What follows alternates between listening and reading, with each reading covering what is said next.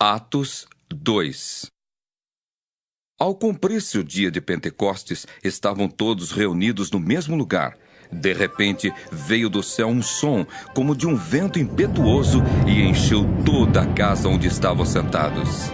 E apareceram, distribuídas entre eles, línguas como de fogo, e pousou uma sobre cada um deles. Todos ficaram cheios do Espírito Santo e passaram a falar em outras línguas, segundo o Espírito lhes concedia que falassem. Ora, estavam habitando em Jerusalém judeus, homens piedosos, vindos de todas as nações debaixo do céu.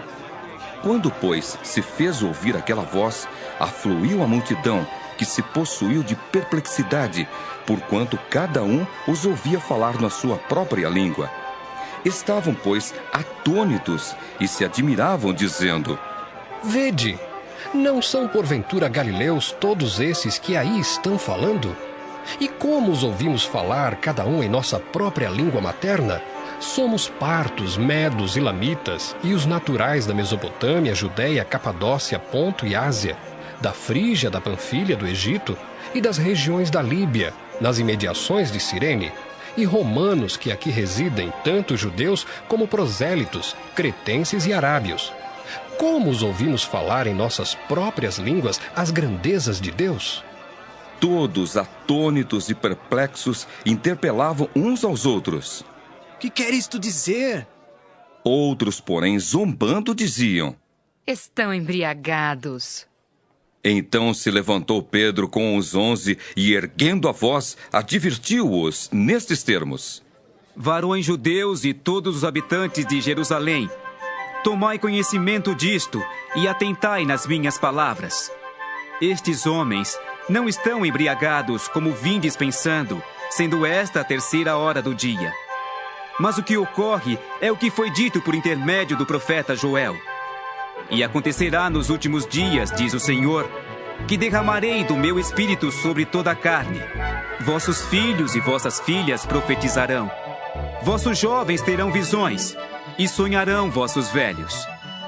Até sobre os meus servos e sobre as minhas servas derramarei do meu espírito naqueles dias, e profetizarão. Mostrarei prodígios em cima no céu, e sinais embaixo na terra, sangue, fogo e vapor de fumaça. O sol se converterá em trevas e a lua em sangue antes que venha o grande e glorioso dia do Senhor. E acontecerá que todo aquele que invocar o nome do Senhor será salvo.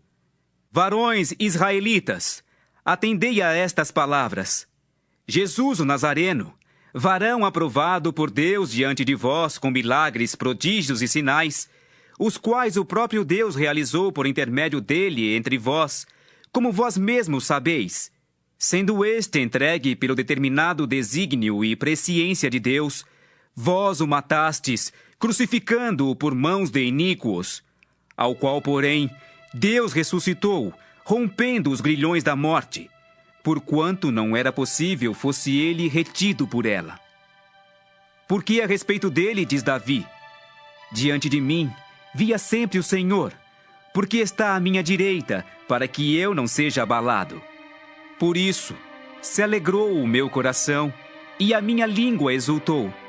Além disto, também a minha própria carne repousará em esperança, porque não deixarás a minha alma na morte, nem permitirás que o teu santo veja a corrupção.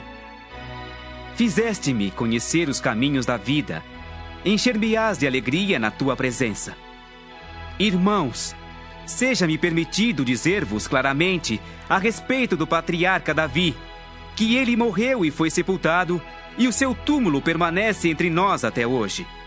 Sendo, pois, profeta, e sabendo que Deus lhe havia jurado que um dos seus descendentes se assentaria no seu trono, prevendo isto, referiu-se à ressurreição de Cristo, que nem foi deixado na morte, nem o seu corpo experimentou corrupção. A este Jesus, Deus ressuscitou, do que todos nós somos testemunhas. Exaltado, pois, à destra de Deus, tendo recebido do Pai a promessa do Espírito Santo, derramou isto que vedes e ouvis. Porque Davi não subiu aos céus, mas ele mesmo declara: disse o Senhor ao meu Senhor: assenta-te à minha direita, até que eu ponha os teus inimigos por estrado dos teus pés. Esteja absolutamente certa, pois, toda a casa de Israel, de que a este Jesus, que vós crucificastes, Deus o fez Senhor e Cristo. Ouvindo eles estas coisas, compungiu-se-lhes o coração e perguntaram a Pedro e aos demais apóstolos: Que faremos, irmãos? Respondeu-lhes Pedro: Arrependei-vos, e cada um de vós seja batizado em nome de Jesus Cristo para a remissão dos vossos pecados, e recebereis o dom do Espírito Santo. Pois para vós outros é a promessa, para vossos filhos e para todos os que ainda estão longe, isto é, para quantos o Senhor nosso Deus chamar. Com muitas outras palavras, deu testemunho e exortava-os, dizendo: Salvai-vos desta geração perversa. Então, os que lhe aceitaram a palavra foram batizados, havendo um acréscimo naquele dia de quase 3.000 pessoas. E perseveravam na doutrina dos apóstolos e na comunhão, no partir do pão e nas orações. Em cada alma havia temor, e muitos prodígios e sinais eram feitos por intermédio dos apóstolos. Todos os que creram estavam juntos e tinham tudo em comum. Vendiam as suas propriedades e bens, distribuindo o produto entre todos, à medida que alguém tinha necessidade. Diariamente perseveravam unânimes no templo, partiam pão de casa em casa e tomavam as suas refeições com alegria e singeleza de coração, louvando a Deus e contando com a simpatia de todo o povo. Enquanto isso, acrescentava-lhes o Senhor dia a dia os que iam sendo salvos.